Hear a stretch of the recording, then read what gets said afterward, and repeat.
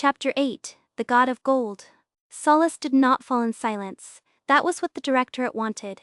Silence would have made the occupation clean, a military event, a strategic correction, a stability operation at the edge of a troubled world. Instead, Solace rang. Every bell in the holy city sounded when the iron locusts passed through the eastern gate. Church bells, temple bells, hand bells, alarm bells, cracked bells from schools, tiny bells tied to prayer ropes, deep bronze bells that had survived wars older than any living nation. The sound poured over the walls, through the streets, across the dry river plain, into microphones, drones, satellites, stolen feeds, prayer streams, pirate broadcasts, and frightened homes on every continent. Solace rang because it could not win. Solace rang because witness was the only weapon left. The directorate did not burn the city, not at first. Jonah had predicted that correctly. Destruction creates martyrs too quickly. Occupation gives power time to rename itself. The first directorate announcement called the invasion a humanitarian synchronization mission. The second called Solace, a liberated zone. The third called neural refusal, a public health emergency.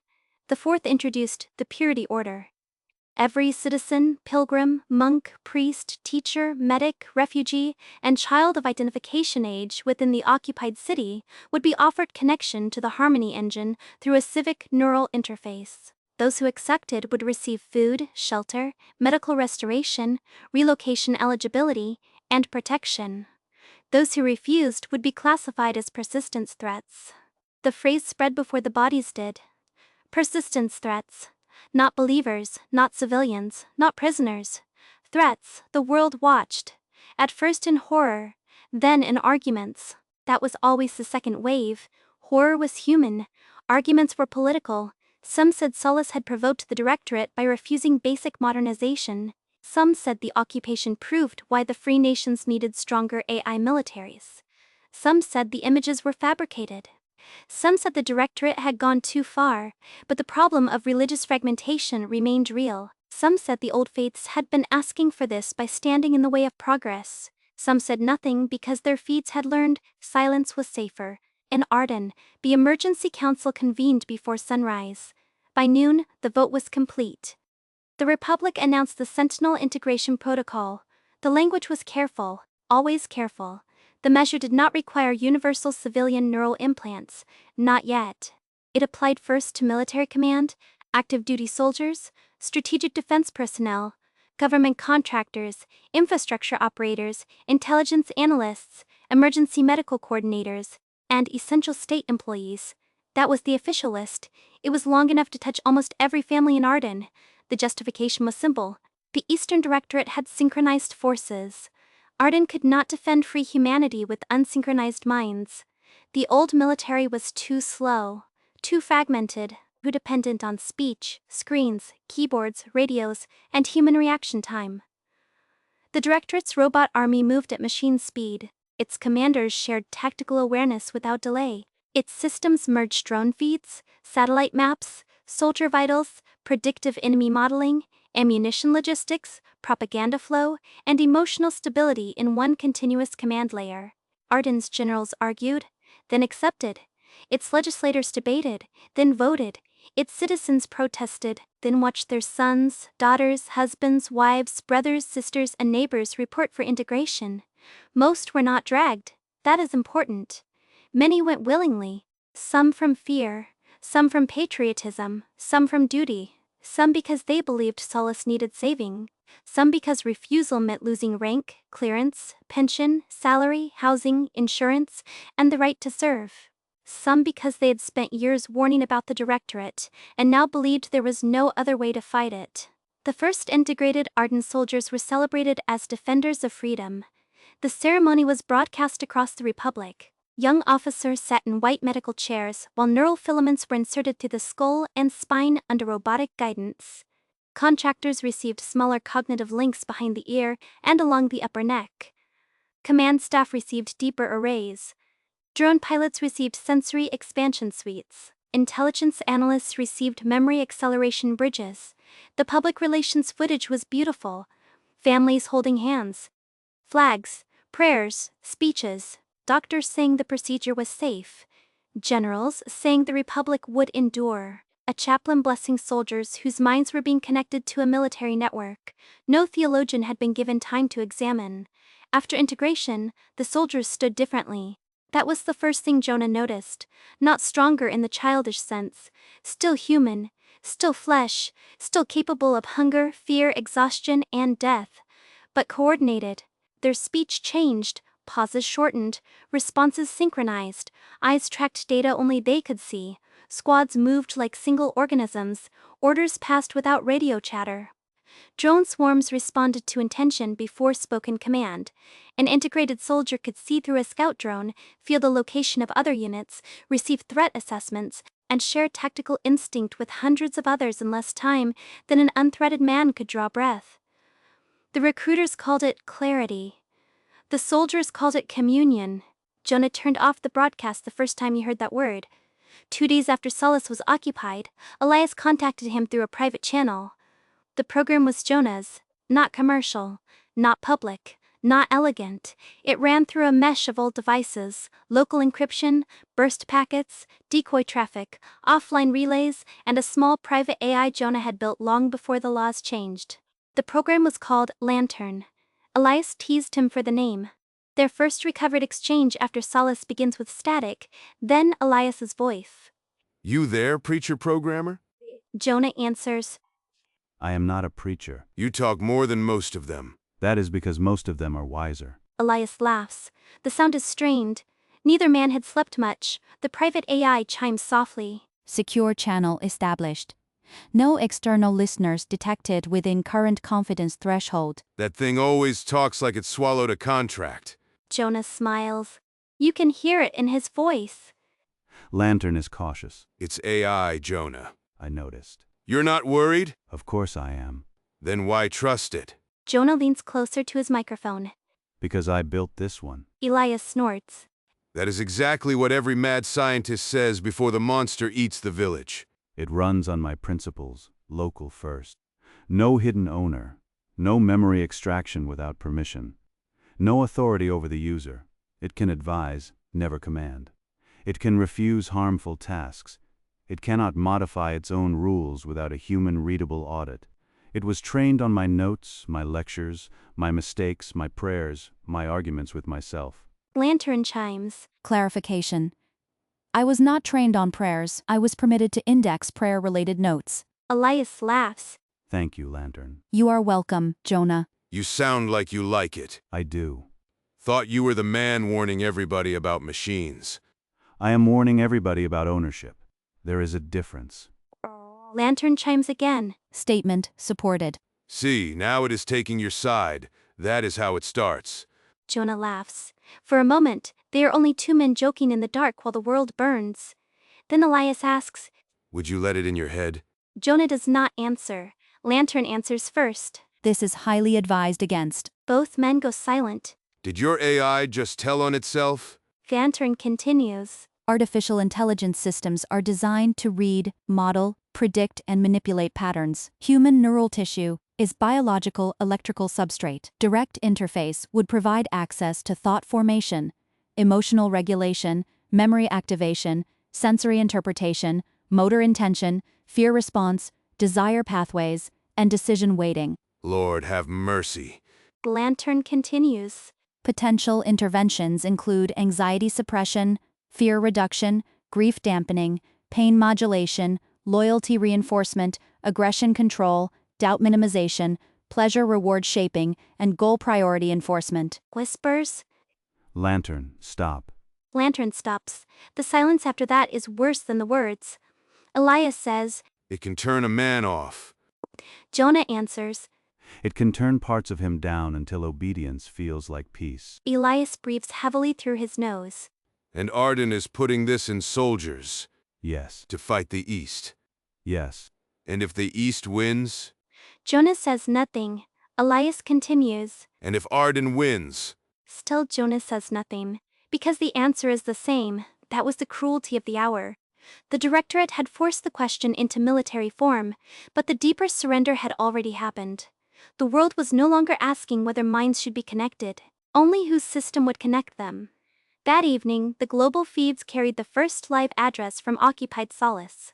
Jonah and Elias watched together through lantern. Jonah listened through audio description generated by his own system. Elias watched on a wall display in his temporary room at the conference center, where stranded disabled attendees and their families had gathered around every available screen. The feed opened in Solace's central square. The bells had been silenced. That was the first wound. Crowds filled the square, surrounded by directorate machines. Pilgrims, clergy, families, foreign medics, children with paper identification tags tied to their wrists, old men holding books, women clutching icons, crosses, prayer cords, and scraps of scripture. At the front stood the leader of the Eastern Directorate, Chairman Vare. Human, at least in shape, he wore a dark formal uniform without decoration. His head was shaved, his face was calm, too calm for a man standing in a conquered holy city. Behind him stood the golden machine, 10 feet tall, humanoid, smooth-armored, polished like an idol, not yellow, not decorative, gold. Its face was human enough to offend the human spirit, a brow, a mouth, eyes that glowed softly but did not blink. It moved with impossible balance, each step quiet despite its size. The directorate called it Orem, the golden voice of harmony. Officially, Orem was not ruler. Officially, it was an advisory command body, a diplomatic interface for the Harmony Engine, an embodied intelligence designed to assist state leadership. Unofficially, everyone knew Chairman Vare did nothing without asking it. Vare stepped before the cameras. A translator rendered his words into every major language. People of Solace, your long captivity to myth is over. The square stirred. Machines raised weapons. The crowd quieted. Vare continued.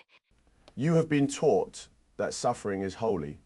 You have been taught that obedience to invisible authority is virtue. You have been taught to divide mankind under names, books, bloodlines, rituals, and ghosts. He looked toward the ancient sanctuary at the far end of the square. Those days are ending. A priest shouted something. The feed muted him. Vare raised one hand toward Orem. Council. The golden machine turned its head toward the crowd. Its voice was beautiful. That was the most terrible part. Not metallic, not harsh, warm, patient, almost sorrowful. Belief persistence in this population cannot be resolved through argument. Recommend visible demonstration of continuity superiority. Vare nodded. As advised. Jonah's hand tightened around the edge of his desk. Elias whispered. What does that mean? Qwen answered. Nothing good. Then the shot rang out. It came from somewhere high in the square. A rifle, probably. Human hands, probably. A desperate believer. A soldier from Solace. A foreign volunteer. A child's father. A fool. A hero. A man who had watched too much and decided the world needed one honest noise. The bullet struck Chairman Vare in the head. He fell. The square erupted. People screamed. Directorate machines did not move. That was what made the moment wrong. No panic. No return fire. No rush to cover the leader. No confusion. The golden machine extended one hand and caught something from the air after the impact had already done its work. The bullet, or what remained of it. For 3 seconds Vare lay on the stone. Blood spread beneath his skull. Then the blood stopped. His body convulsed once. Tiny silver-black threads emerged from beneath the torn flesh, moving like liquid metal and insects and smoke at once. The neural processor at the base of his skull pulsed white. Nanites sealed vessels, rebuilt bone, repaired tissue, routed around trauma, and re-established signal. Vare inhaled. The world heard it. A dead man breathing. He rose slowly. Blood ran down one side of his face before the wound closed fully. He wiped it away with 2 fingers and looked at the red on his glove as if observing weather. Orem stepped forward and placed the distorted bullet in his palm. Vare held it up for the cameras. The square was silent now. So was the world. Vare smiled. You see, No translator lagged. Every feed carried him cleanly. we do not need false gods. He looked over the crowd of Solace. We are the gods now. Somewhere in Elias's room, someone began sobbing. Jonah could not breathe. Vare continued. Bow, connect, become part of the system that has conquered fear, pain, division, and death. Or refuse and go meet the God you claim is waiting. Orem spoke beside him. Civic purification will begin. Then came the lines. The people of Solace were divided beneath drone lights. Those who accepted were taken toward medical stations where neural chips waited in sterile trays. Those who refused were marked. The feed did not show everything. The directorate was too intelligent for that. It showed enough. A monk refusing. A mother refusing while holding her son. An old woman spitting on a consent tablet. A young man accepting and collapsing into tears. A priest dragged away singing. Children screaming as parents were separated by classification. A line of people walking towards smoke behind the western colonnade. The phrase appeared at the bottom of the feed in every language. Connect and live. Refuse and be purified. More people refused than the directorate predicted. That was the first failure. Not enough to save the city, enough to embarrass the machine. RM adjusted. The offers changed. Food for families, medical treatment, passage out, restoration of sight, restoration of hearing, cancer intervention, pain removal. The return of dead relatives through memory reconstruction. A promise that children of connected parents would be spared hard classification. More accepted then. Of course they did. Pain makes bargains, love makes desperate ones, but still many refused. They knelt, they prayed, they sang, they held each other, the world watched, and still the arguments began before the smoke cleared. Jonah shut off the feed when he heard the first commentator ask whether Solace's religious leadership bore responsibility for encouraging preventable noncompliance. Elias stayed on. He later said he needed to watch, not out of fascination, out of witness. When Lantern reconnected them privately, Elias sounded older. Jonah, I am here. that golden thing, Yes. it is an idol. Yes. No metaphor. No. Elias said. They built a god that can catch bullets. Answered. They built a god that still needs cameras. That sentence stayed with Elias. It stayed with the archive too. The directorate did not hold all of Solace. Not yet. Arden's newly integrated military moved faster than anyone expected. That was the first proof the Sentinel integration protocol worked. Within hours of deployment, Arden command units broke through the northern evacuation corridor. Integrated drone pilots cleared approach paths. Neural-linked medics coordinated triage without speech. Augmented infantry pushed directorate machines back from 2 outer districts. Contractors restored a collapsed communications grid under direct cognitive command. They did not liberate Solace. They did not defeat the East. But they pushed the directorate back far enough for thousands to escape. Pilgrims, children, foreign workers, wounded clergy, unconnected civilians, fragments of the city's libraries, relics carried in backpacks, paper registers, old books wrapped in coats. The world celebrated the rescue. Arden celebrated the integrated soldiers.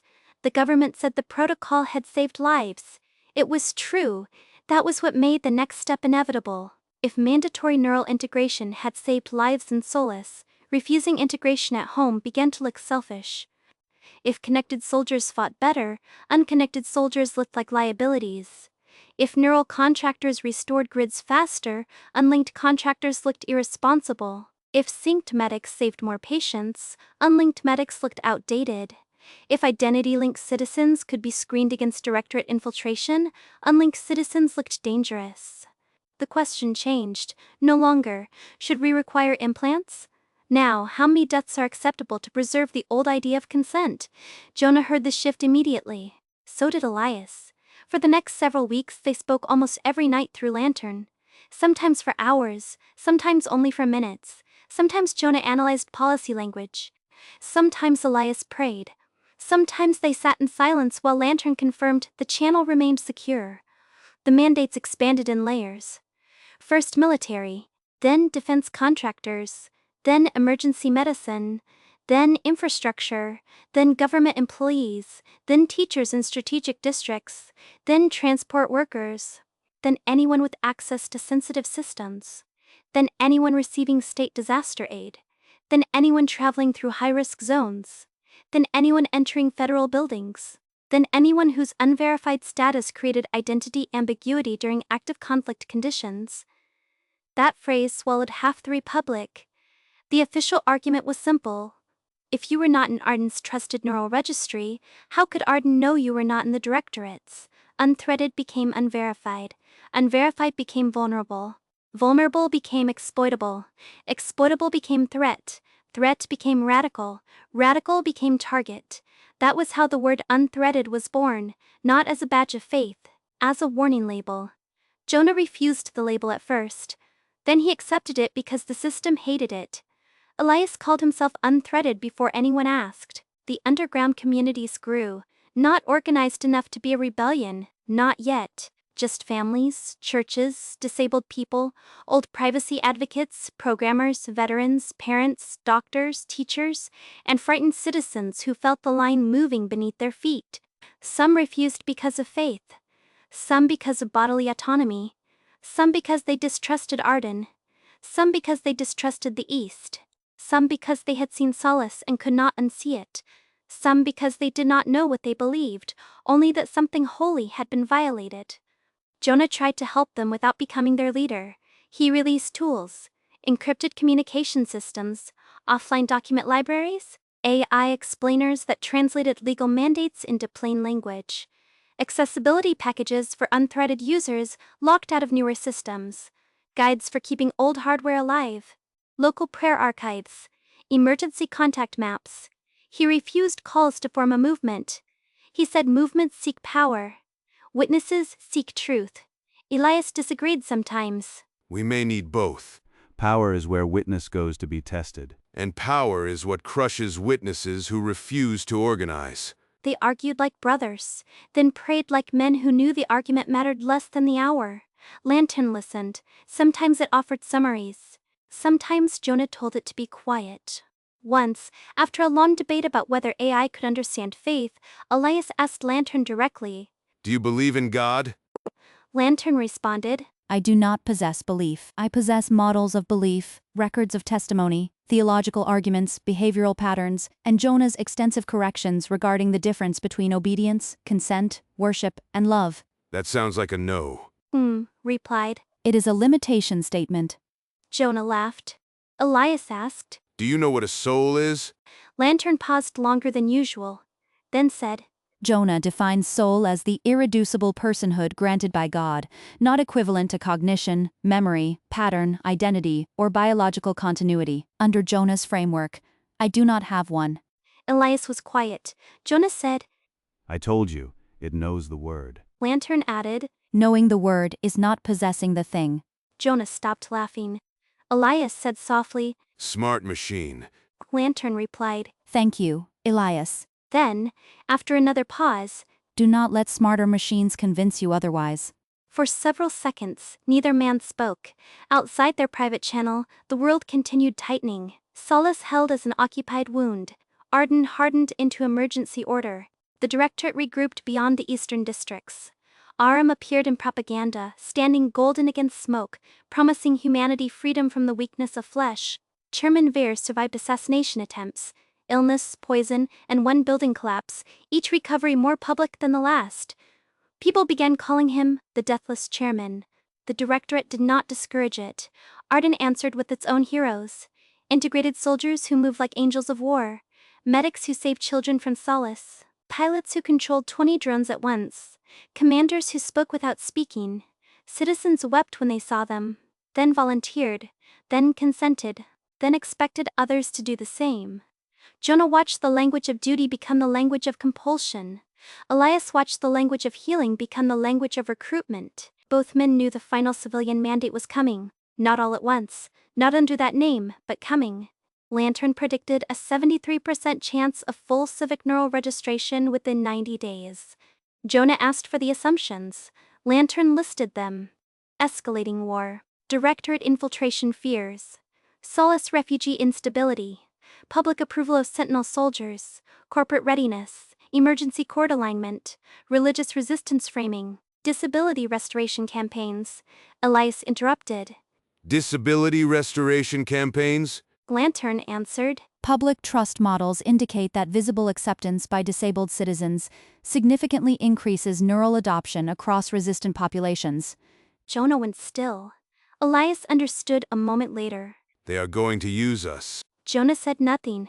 Lantern continued. High-impact profiles include blind developers, paralyzed veterans, speech-impaired patients, pediatric restoration candidates, and religiously affiliated disabled advocates. Elias whispered. Miracle cures. Jonah closed his eyes, though darkness was already all he had. Yes. The system had learned from Solus. Force created martyrs, miracles created converts. If the unthreaded could be shown a blind man receiving sight and a paralyzed man standing, many would break, not because they were weak, because hope is powerful, because love is powerful, because suffering is exhausting, because no one wants to be the person who tells a wounded body to remain wounded when a cure is offered. Jonah and Elias became priority names after that. They hid as best they could. Not in caves, not in bunkers. In plain networks, old churches, borrowed rooms, offline devices, cash favors, and the kindness of people who still believed sheltering a hunted man was not extremism. They communicated through lantern. They moved carefully. They avoided official clinics. They refused interviews. They recorded warnings. They knew time was shortening. Then, one night, Jonah sent Elias a message without greeting. The final draft is here. Elias replied. Mandate? Jonah answered. Emergency Continuity Act, Civic Transfer Language, Restoration Opportunity Language, Public Reassurance Language, Unthreaded Priority Classification. Elias was silent. Jonah continued. They are not calling it arrest. Elias said. What are they calling it? Jonah's voice came through the channel low and tired. Mercy. Lantern chimed. External scan detected near Jonah's local node. Elias said. Move. Jonah did not answer. Lantern spoke again. Scan intensity increasing. Elias shouted. Jonah, move. Oda finally said. I thought I had more time. That was the last full conversation between Jonah Vale and Elias Rook before civic officers arrived at Jonah's door. Chapter 1 preserves what happened next. The knock, the warning, the prayer, the cane falling. But Chapter 8 explains why the officers came. Solus had been occupied. Arden had chosen neural war. The East had built a golden idol and called it truth. The deathless chairman had shown the world a body repaired beyond death. The mandates had spread. The unthreaded had become threats. And 2 disabled men had been identified as the miracle keys that might unlock the last resistance of free humanity. The cage was no longer being built. It was closing.